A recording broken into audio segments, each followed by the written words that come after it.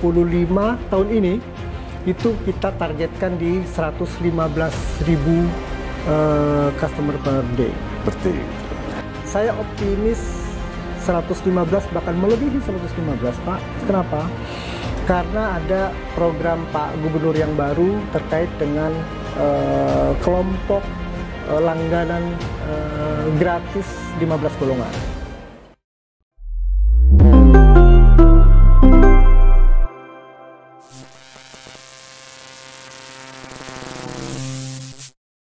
Halo Pak Direktur, Pak Riyad, apa kabar? Baik, Pak. Sehat Pak ya? Terima kasih. Aduh, Ya. kayaknya sibuk nih Pak ya dengan berbagai macam agenda ya. Kan kita tahu Pak bahwa DKI memiliki pemimpin gubernur baru nih Pak ya. Ya. Kita juga mengucapkan selamat ya Pak ya kepada Bapak Pramono dan Bang Dul ya kita biasanya itu Pak. Pak, kita tahu juga bahwa MRT ini sudah eksis sejak tahun 2019 ya Pak ya. Begitu memberikan satu inovasi, bahkan satu terobosan lah kita sebut untuk mengurai kemacetan di Jakarta ini Pak. Seperti itu Pak. Boleh Pak disapa untuk sobat transportasi Pak? Selamat sore, kami ucapkan terima kasih. Assalamualaikum warahmatullahi wabarakatuh. Bapak dan Ibu sekalian, pertama terima kasih kepada sahabat transportasi semua atas peran serta, kemudian support yang luar biasa untuk bisa menghadirkan satu mode raya terpadu ya, modern transportasi di Kota Jakarta sebagai salah satu alternatif solusi untuk mengeliminir atau mereduce kemacetan di Jakarta. Terima kasih dan mari kita shifting dari transportasi pribadi ke transportasi umum. Terima kasih. Ya. Pak Dirut, sangat menarik kali men-shifting ya satu gerakan lah, satu inovasi yang coba dihadirkan PT MRT Jakarta ya sebagai persi rodanya di Pemprov DKI Pak ya. Kita ketahui bahwa Pak pencapaian sudah beragam dihasilkan oleh MRT Pak ya. Salah satunya terakhir adalah sangat menarik yaitu indeks kepuasan dari masyarakat Jakarta atau pengguna transportasi yang sudah mencapai hampir 90% nih Pak. Sangat luar biasa. Berarti ini kan artinya sangat baik ya Pak ya. Ya. Kita ketahui juga ada berapa yang pembangunan atau pengembangan dari MRT itu sendiri ya Pak ya. Kita tahu bahwa fase 1 sudah existing, sudah begitu luar biasa ya. Sudah bisa mengangkut ya kurang lebih hampir 90 sampai 100 ribu ya per hari ya Pak ya. Boleh Pak kita elaborasi lebih dalam lagi Pak ya mengenai pencapaian dari MRT Jakarta ini Pak. Pak Dirut, bagaimana sih pencapaian jumlah penumpang ya pengguna MRT Jakarta di tahun 2024 dan apa yang akan dicapai di target di tahun ini Pak di 2025 Pak Dirut? Iya, pertama terima kasih sekali lagi atas support dari publik terutama kalau saya lihat Pak dari kaum milenial. Ya, sekarang ini saya sangat senang karena banyak digandrungi oleh kaum milenial untuk menaiki transportasi publik khususnya MRT Jakarta. Ya.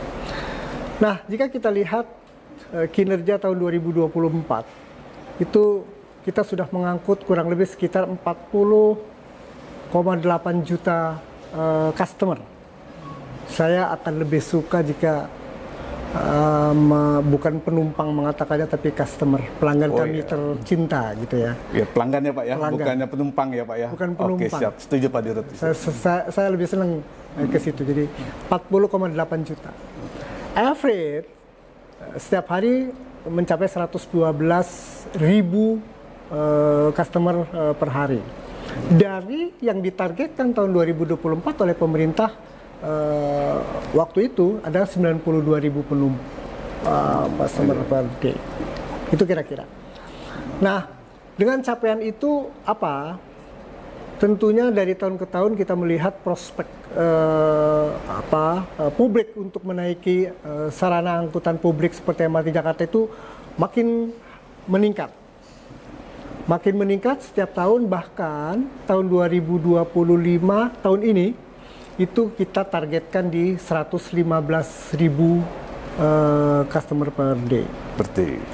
Satu itu. Kedua, nah dalam rangka untuk memberikan pelayanan terbaik, karena yang dilihat oleh customer MRT Jakarta itu dua hal sebenarnya. Satu, pelayanan itu bisa dimulai dari dia masuk ke MRT sampai dia dengan keluar dari stasiun MRT itu journey-nya mereka itu pelayanan. Bagaimana kebersihan, bagaimana melayani dan sebagainya. Itu pelayanan. Kemudian yang nomor dua yang dilihat itu adalah on time performance. Tepat waktu enggak? Nah, kita selama tahun 2024 itu mencapai 99,9%. Luar biasa itu. Apakah itu ketepatan waktu dari sisi kereta perkedatangan, arrival time di stasiun? Dia kalau datang jam 9,05 dia tetap 05 gitu. 9,05. Ataukah ketepatan kereta itu menunggu di satu stasiun. Kalau di stasiun misalnya itu tunggu misalnya 15 detik ya 15 detik gitu. Ini namanya yang dwelling time. Kemudian waktu ketibaan di stasiun dan arriving itu sampai misalnya Lebak Bulus sampai dengan HI itu pasti 29,5 menit. Itu tepat waktu. Dan itulah yang dibutuhkan oleh customer. Kepastian itu. Nah, dalam rangka juga untuk memberikan pelayanan terbaik itu Pak, kami memetakan tipe-tipe dari customer. Supaya apa? Supaya melayaninya kami tepat. Ini menarik nih sekali nih Pak Dirut nih. Iya. Sudah dipilah dan dipilih ya mungkin ya Pak ya, iya, dalam hal untuk customer tersebut. Boleh Pak? Iya. Jadi di customernya MRT ini tipenya seperti apa sih? Kira-kira itu. Sehingga kami nanti tepat melayaninya. Nah ternyata customer kita itu mayoritas 56% itu masuk di usia 25 sampai 35 tahun. Adanya di situ klasternya. Klaster ini ada dua. Karena kami memetakan itu ada yang namanya Wisnu. Wisnu itu adalah orang yang work-life balance, agresif, muda, usianya 25 sampai 30. Kemudian ada usianya 25 sampai 35. Kemudian ada Luna. Wisnu dan Luna nih. Waduh. Ya, keren. Luna itu sekitar professional seeker, profesional 25 sampai 30 tahun, ya, wanita ini yang memang juga agresif gitu ya, bekerja ya. Kemudian ada Talita, ada dan lain sebagainya. Tapi yang mendominasi dua ini. Ada misalnya mama muda gitu ya dan sebagainya. Tapi ini porsinya lebih kecil. Sehingga secara kesimpulan ini adalah yang menaikin MRT, menggunakan MRT adalah mereka yang berusia 25 sampai 35 dan sangat muda. Profesional yang agresif. Gitu kira-kira. Nah, dengan pemetaan itu, apa yang kita bisa kembangkan di dalam journey-nya mereka? Kita lihat, kita benahi stasiun, kemudian kita oper atau salah satu action yang kita lakukan adalah mereflow arus penumpang. Karena di pagi hari misalnya di Lebak Bulus dan Blok M itu stuck, ya, tappingnya stuck gitu, sehingga kita mereflow satu sisi itu semuanya in, nanti satu sisi di sana semuanya out. Kalau dulu in out, di sebelah sana juga in out. Nah ini posisinya. Begitupun Blok M. Nah begitu kita reflow, ini memang di awal-awal itu terjadi quote unquote dari segelintir sebagian kecil mereka itu tidak suka. Kenapa? Karena dengan mereflow, orang akan muter jalan, menambah kurang lebih sekitar 50 meter dia jalan. Tapi kami menganggap ini adalah untuk convenience mereka. Supaya tidak stuck. Urusan jalan sedikit, 25 sampai 50 meter, itu adalah Yang tadi, karena dia 25 sampai 35, dia akan menggunakan pace. Ya, betul. Sehat, gitu Sehat, ya. ya. Kira-kira itu yang kita lakukan. Event activation kita lakukan di beberapa stasiun. Sekarang ini ada di Blok M dan di Bundaran itu setiap Rabu dan Jumat. Samping kita juga ingin memberikan memfasilitasi beberapa kaum difabel. Kita berikan panggung, kita berikan apa untuk mereka bisa mengekspresikan kemampuannya, gitu ya. Beberapa kita lakukan. Nah itu beberapa yang lain masih banyak, tapi itu adalah bagaimana kamu memfungsikan, memetakan pelanggan tadi. Jadi match yang kita lakukan. Kan tentunya menarik nih Pak. Dari 115, ya target dari 112 menuju ke 115. Ini kan satu apa ya, tekad yang sangat luar biasa Pak. Ya. Kita pilih lagi bahwa ini ada Wisnu dan Luna nih Pak ya, yang kaum milenial nih Pak. Kan tentunya ada treatment khusus lah Pak ya, untuk mereka ya, agar memfasilitasi Pak, paling tidak lah, untuk memberikan satu inovasi kepada mereka. Apa sih Pak langkah dan strateginya Pak untuk tetap pelanggan ya kan atau customer itu tetap malah akan bertambah gitu Pak? Seperti apa Pak? Dua hal sebetulnya yang ingin kami lakukan. Di samping tadi dua hal yang pertama tadi saya ulang adalah layanan tetap bahkan meningkat, berikan pelayanannya. Bapak lihat coba pelayanan kami di MRT Jakarta itu pada saat awal dulu menjelang 2019-2018an sekitar ya, kami bekerja sama dengan learning centernya Garuda untuk pelayan-pelayan yang ada di stasiun semuanya. Itu kurang lebih ada 300-an orang yang kami rekrut dari bekerja sama dengan salah satu university, gitu ya.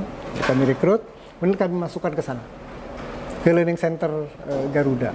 Saya bilang pada saat dulu kami masukkan, kemudian dulu saya menangani SDM awal gitu ya. Jadi minimal sama atau bahkan lebih baik dari pramugarinya Garuda. Keluar dari situ gitu waktu itu. Nah, inilah hasilnya gitu ya. Kita lakukan. Kemudian yang kedua dengan on time performance. Apalagi satu lagi yang kami lakukan adalah kami bekerja sama dengan para feeder.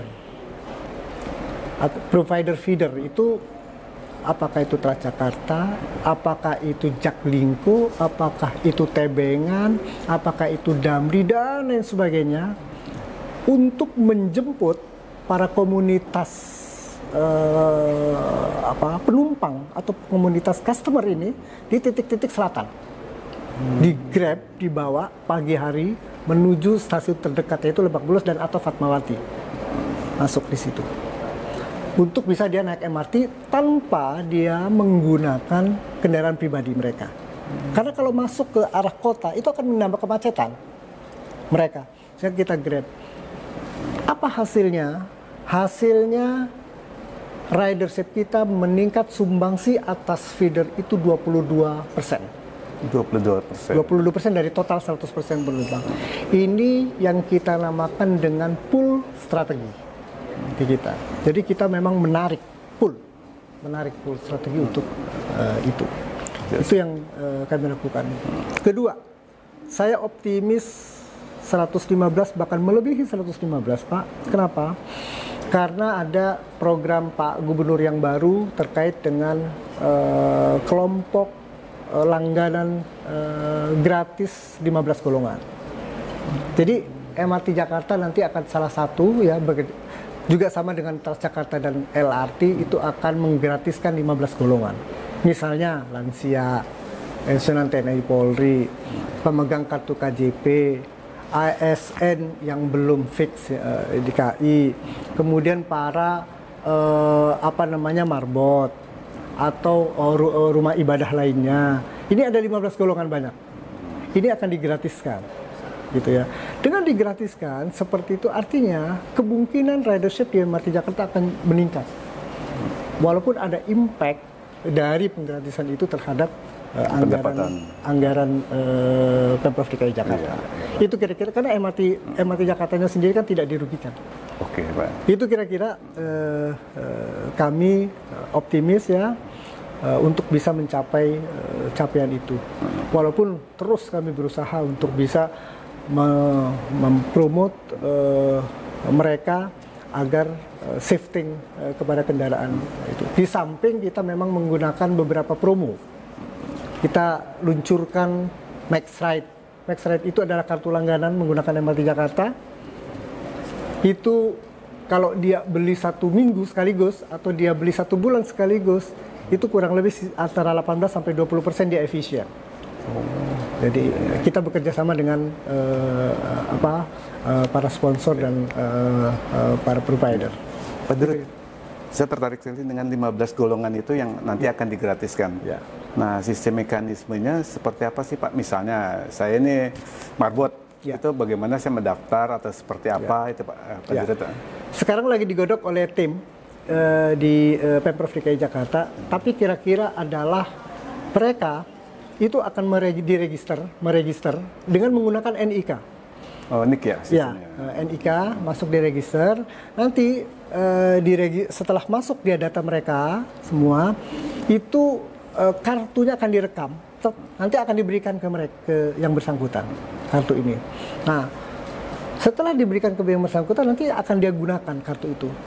Tetapi pada periode tertentu itu akan diupdate namanya. Diupdate itu untuk apa? Untuk bisa meminimais penggunaan yang salah.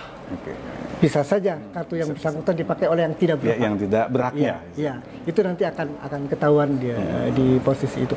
Tapi mekanisme lagi dikerjakan oleh tim ini, nanti under timnya Direktorat Operasi dan Pemeliharaan. Kira-kira itu. Oke. Wah, ini perlu kita dorong nih Pak Dirut ya untuk kita. Pak Dirut, kita tuh bahwa MRT Jakarta terus berkomitmen untuk menghadirkan mobilitas orang yang ramah lingkungan khususnya moda transportasi. Bagaimana dengan pengerjaan proyek fase 2 yang dilakukan MRT Jakarta hingga saat ini Pak? Kita tahu bahwa fase 1 ini luar biasa Pak, menyusul adalah fase 2. Boleh dijelaskan Pak? Ya. Setelah fase 1 kita beroperasi, kurang lebih sekitar 6 tahun tanggal 24 Maret besok, kita teruskan pembangunan ke arah utara, yaitu dari Bundaran HI sampai dengan kota untuk 6 kilo yang pertama ini. Nah, pembangunannya sudah berlangsung saat ini dibagi 3 tahap. Tahap pertama Bundaran HI sampai dengan Harmoni. Ini yang dilalui adalah Stasiun Tamrin dan Stasiun Monas.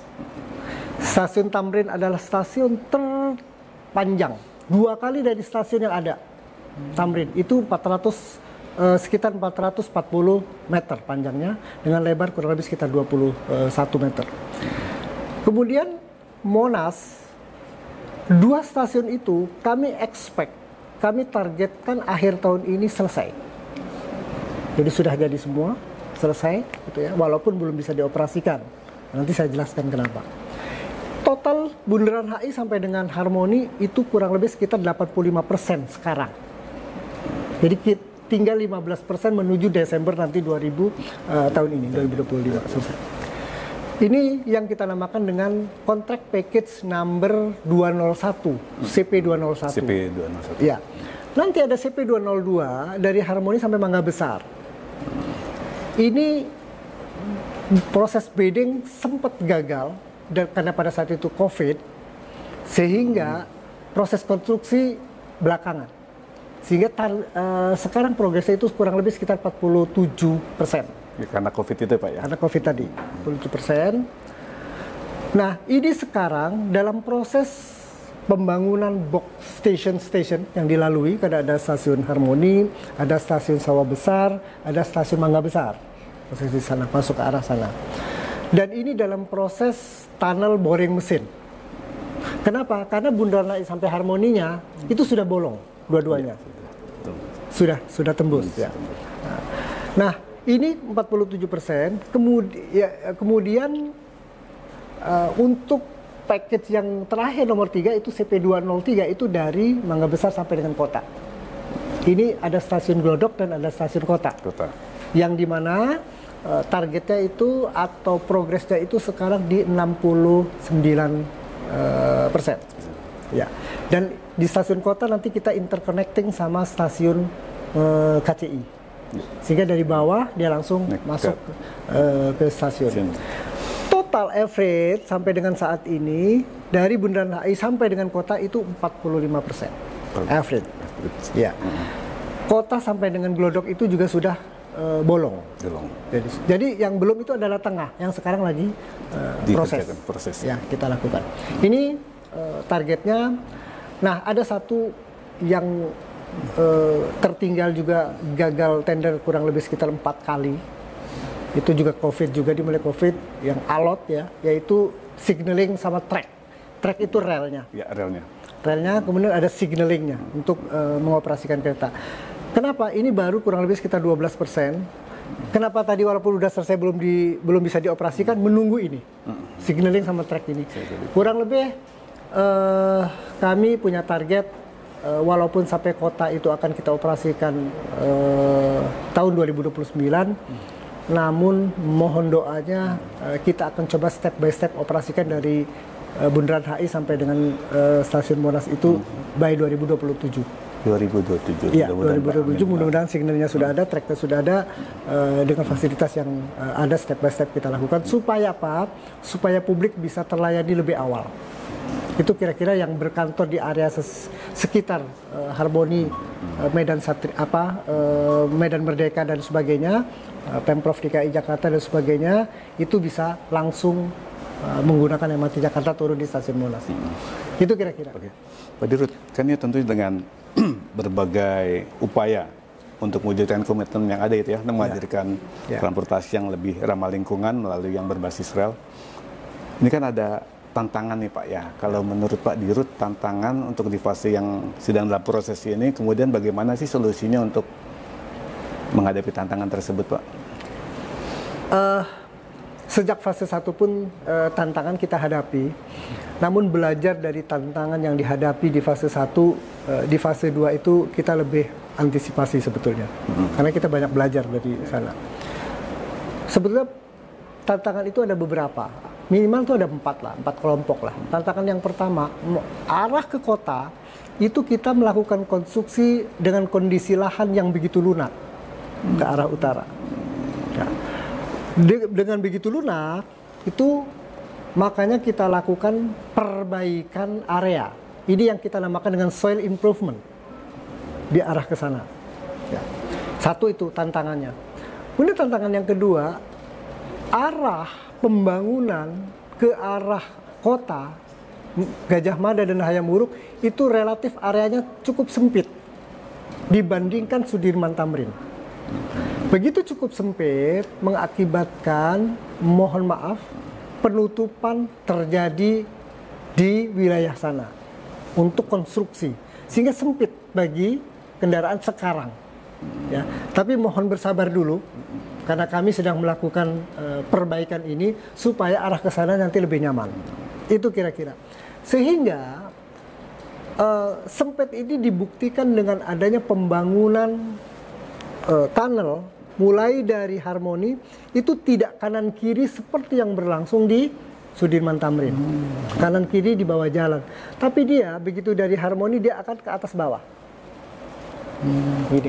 Sehingga kedalaman di sana itu 2 kali dari stasiun yang sekarang. 4 tingkat.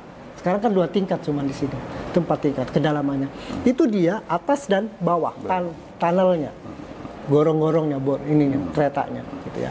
Nanti dia akan naik mendekati arah Glodok Kota. Kembali lagi ke arah sana. Ya, untuk nanti dilanjutkan ke arah utara. Itu saking sempitnya posisinya seperti itu. Itu kendala yang kedua. Kendala yang ketiga, utilitas.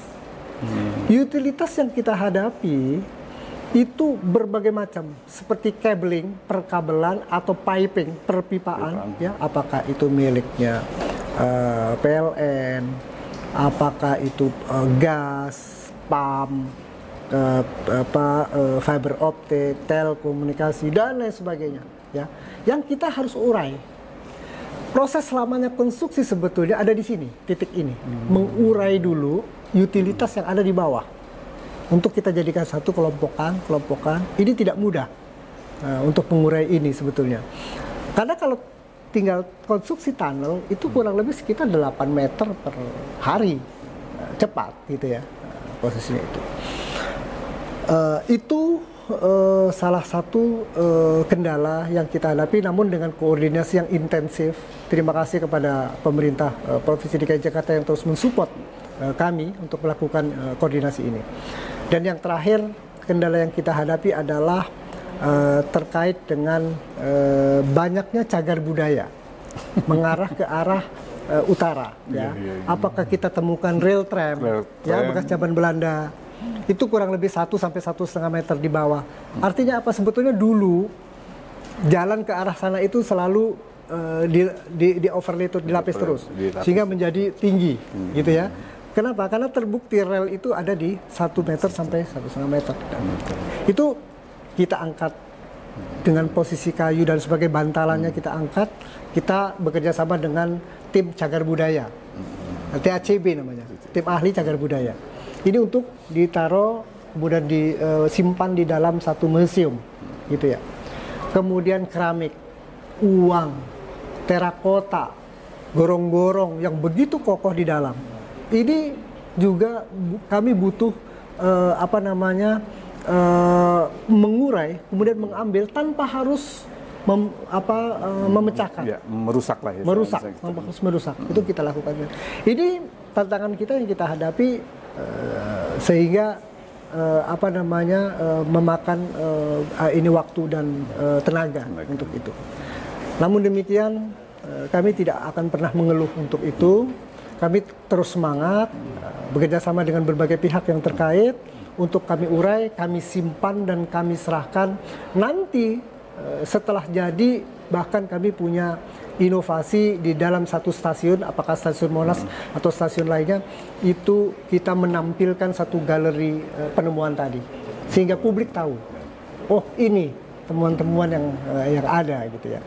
Ini kita akan lakukan pada saat publik menikmati transport MRT Jakarta, dia melihat histori itu. Kira-kira itu kendala-kendala yang dihadapi. Sekali lagi terima kasih kepada pemerintah yang telah mensupport kami, sehingga kami bisa melaksanakan tugas kami terus. Dan yang kedua, terima kasih kepada publik, pada masyarakat yang telah sabar karena kemacetan yang terjadi di area sana gitu. Tidak ada alternatif lain. Mengingat memang ini konstruksinya sangat berat, kemudian lokasinya memang sangat sempit.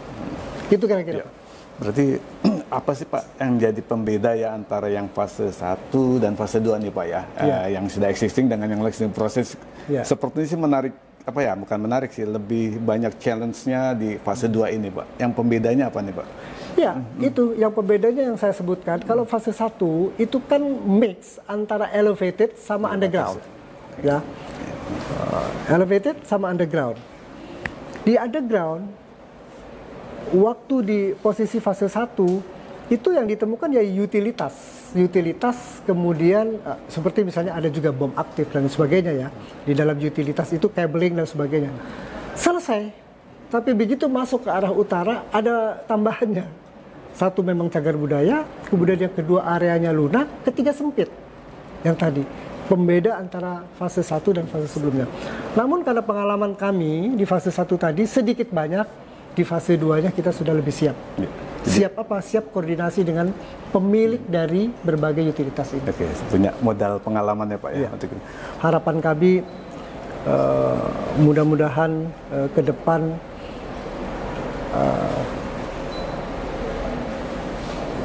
MRT Jakarta bisa menjadi pilihan utama masyarakat ya, untuk bisa bermobilitas kemanapun akan pergi.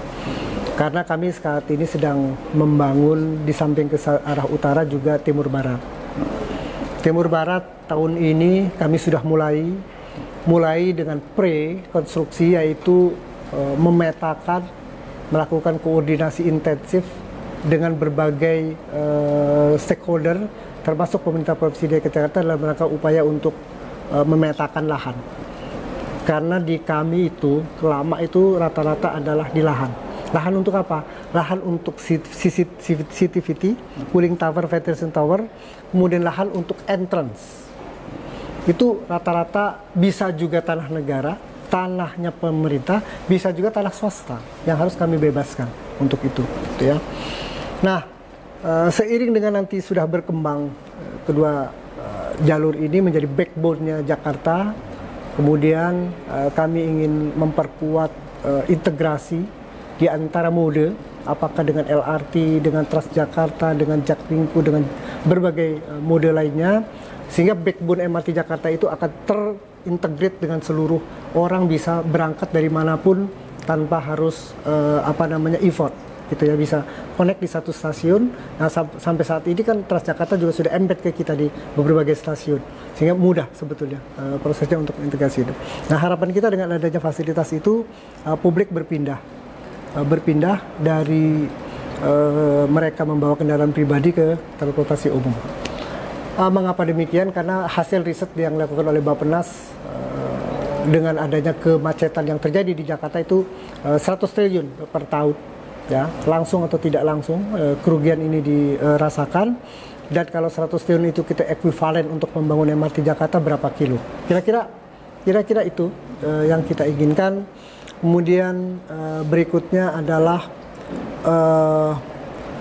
kami ingin mendorong pemerintah melakukan, di samping kami melakukan pool strategi yang sudah kami sampaikan, ada satu strategi lagi, yaitu namanya push strategi. Push strategi itu diiringi oleh pemerintah melakukan pengambilan kebijakan, antara lain misalnya